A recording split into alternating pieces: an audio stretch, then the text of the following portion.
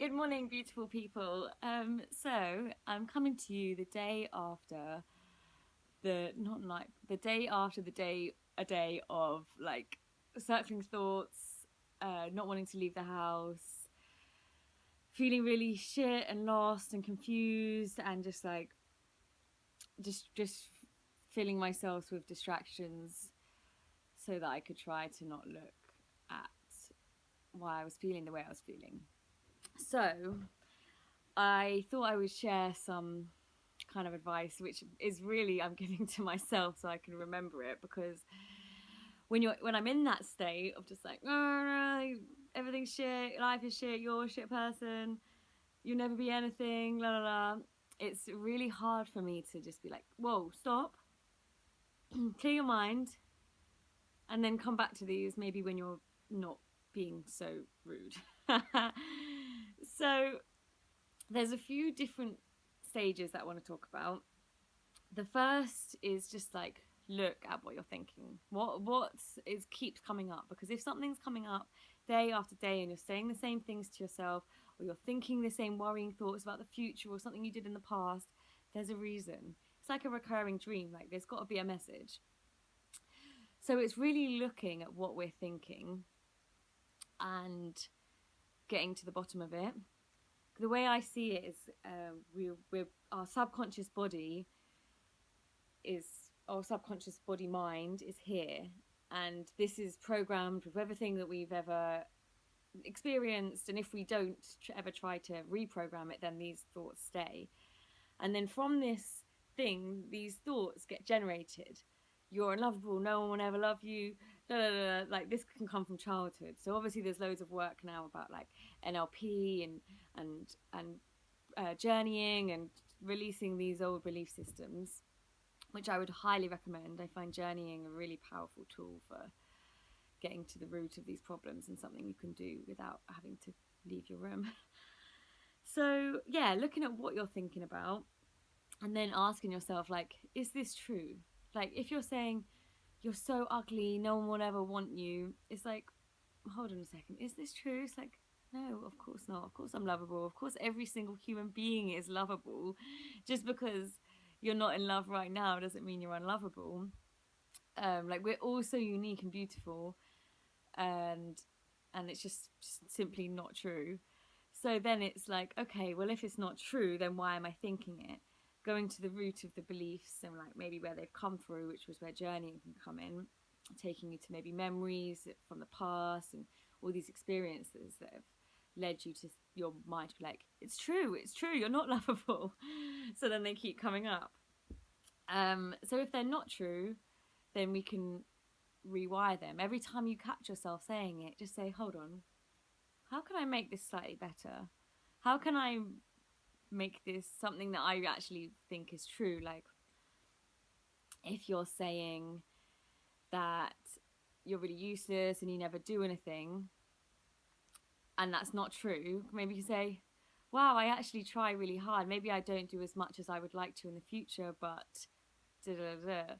So just like reshaping it and actually just being kinder to yourself. Like, what would you say if it was your friend? Would you say these horrible things? Really just becoming your own best friend and just checking in every time you're just talking shit to yourself. Just be like, no, that's not true. I'm actually trying really hard and I do a lot and da da da da da. And sometimes they are true. Sometimes I've said to myself, you're so worthless, you never do anything you say you're going to do, you're irresponsible. And it's like, that's actually true.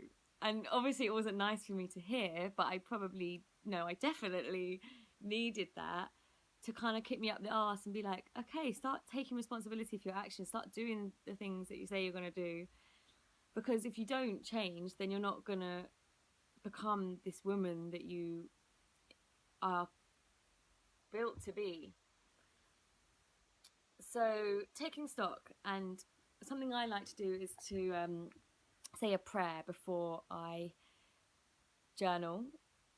So the prayer goes as follows. I'll write it below as well. Divine Beloved, please help me to see the root of why these thoughts keep arising. Please show me what they are here to teach me, and then allow me to release them. Because these thoughts are coming. They want to be heard. They want to be seen. They're just like us. They need a voice.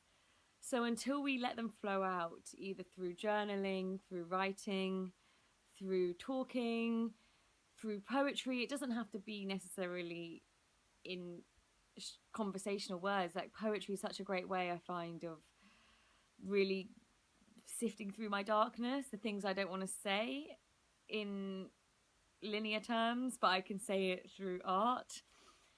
So any way you want, even if it's through dance, like, the words are not words, they just come as words because we're living in a human right now. The words are frequencies. So these frequencies, they want to come out, and they're going to keep coming into your head. And if you don't do anything with them, then they'll ricochet around your skull. They're just becoming stagnant. They're maybe becoming more angry, more lost and confused.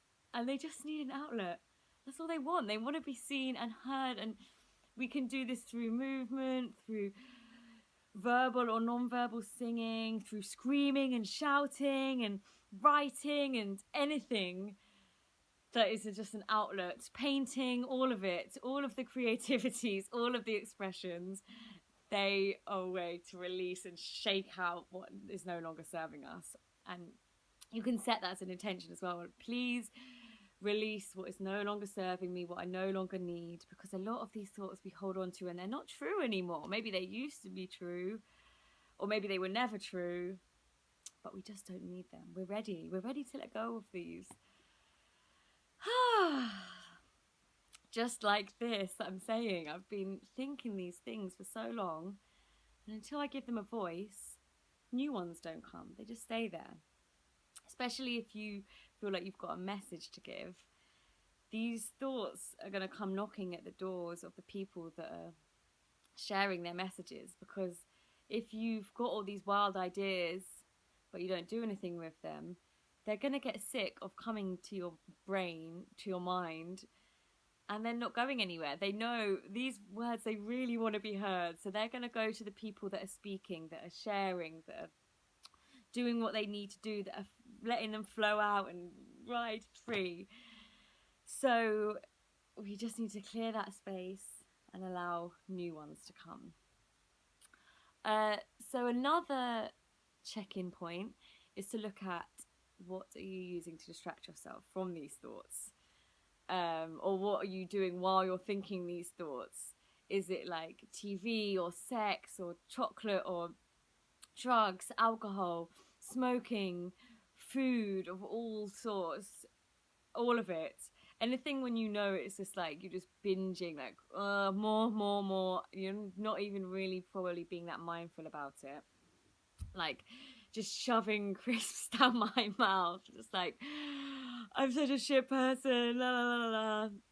So it's looking at our vices, because yesterday I was doing this. I was just eating, and I've tried to stop eating sugar for a week. So I was on day 2 yesterday, which for me, chocolate is like my number one favorite thing that makes me feel good on my tongue, in my body.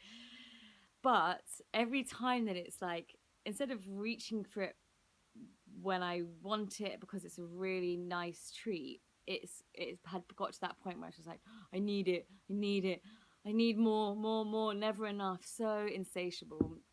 So it's really interesting, because every time you think you need something and you do go for it, you're giving your power over to that thing. You are, surrendering your power to it. Whereas when you just like take a week or a month or whatever you need to do, for me, it's more about the mental discipline rather than I think sugar's bad, because I don't think that something that tastes so good can be so bad. But so each time that I have this craving now, and I'm like, no, I don't need chocolate, I don't need sugar right now. It's like, okay, yeah, my power is staying within me.